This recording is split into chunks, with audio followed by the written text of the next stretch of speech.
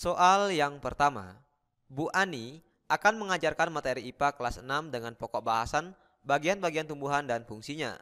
Agar kegiatan pembelajaran berjalan dengan lancar dan siswa mudah memahami materi yang diberikan, Bu Ani menggunakan gambar dan video bagian-bagian tumbuhan dan fungsinya dalam menyampaikan pembelajaran. Berkenaan dengan kegiatan pembelajaran yang dilakukan oleh Bu Ani, sesuai dengan kerucut pengalaman belajar Edgar Dill, pernyataan yang tepat berikut ini adalah A. Tingkat verbal 10%, B. Tingkat verbal 20%, C. Tingkat visual 30%, D. Tingkat keterlibatan 70%, E. Tingkat melakukan 90%. Kita lihat dulu pembahasannya berikut ini.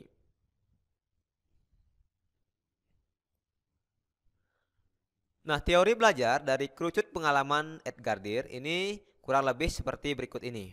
Nah, di sini ada teori belajar mengenai kerucut pengalaman dari Edgar Dill yang dimulai dari tingkat keterlibatan, itu dari tingkat verbal, visual, terlibat, dan berbuat. Nah, kemudian ini ada kerucut pengalamannya.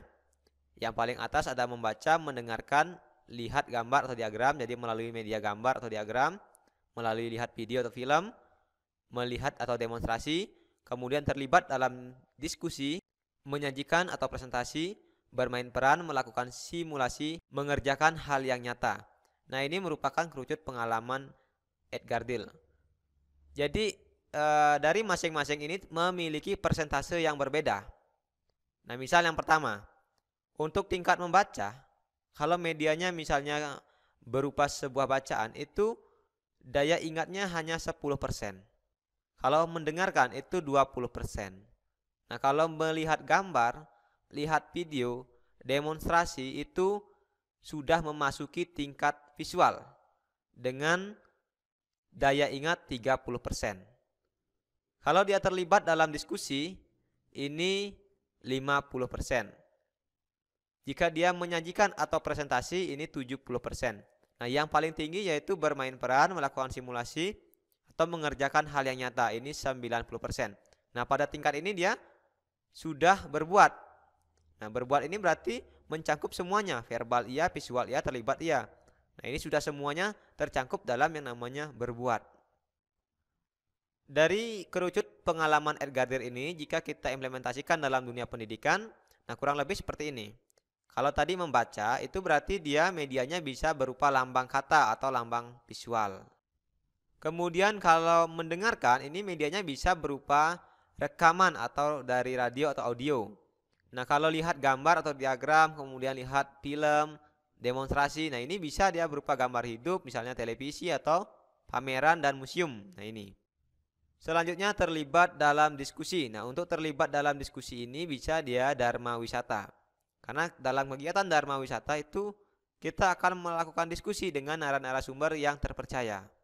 Kemudian menyajikan atau presentasi, ini misalnya memberikan percontohan. Selanjutnya untuk bermain peran, melakukan simulasi, mengerjakan hal yang nyata. Ini misalnya pengalaman dramatisasi. Kalau bermain peran kan melakukan dramatisasi umpamanya. Simulasi berarti dia pengalaman tiruan. Kemudian mengerjakan hal yang nyata misalnya pengalaman langsung dan bertujuan. Praktik ini lebih menekankan pada praktik. Nah, inilah implikasi dari kerucut pengalaman Edgar Dill dalam pembelajaran. Nah, dengan demikian untuk jawaban soal ini sesuai dengan kerucut pengalaman Edgar Dill, bahwa Bu Ani tadi dalam melakukan kegiatan belajar itu kan menggunakan dia sebuah media.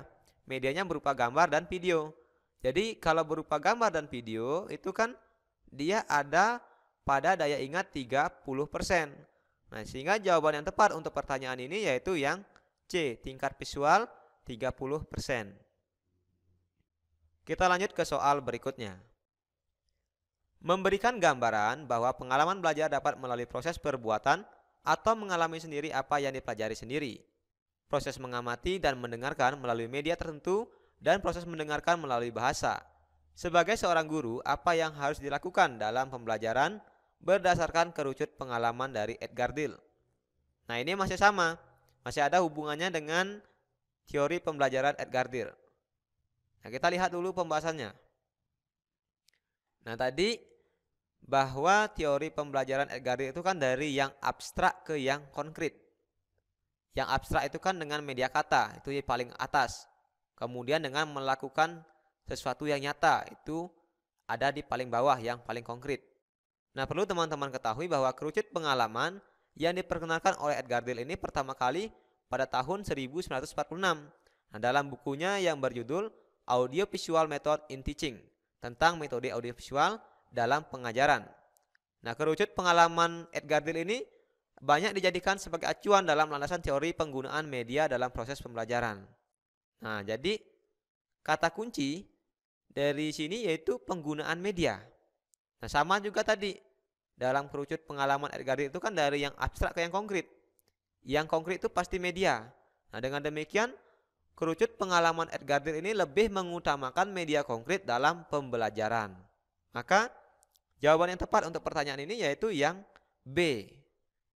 Nah, jadi itu teman-teman, kerucut pengalaman Edgar Dale merupakan teori pembelajaran yang lebih mengutamakan media belajar konkret.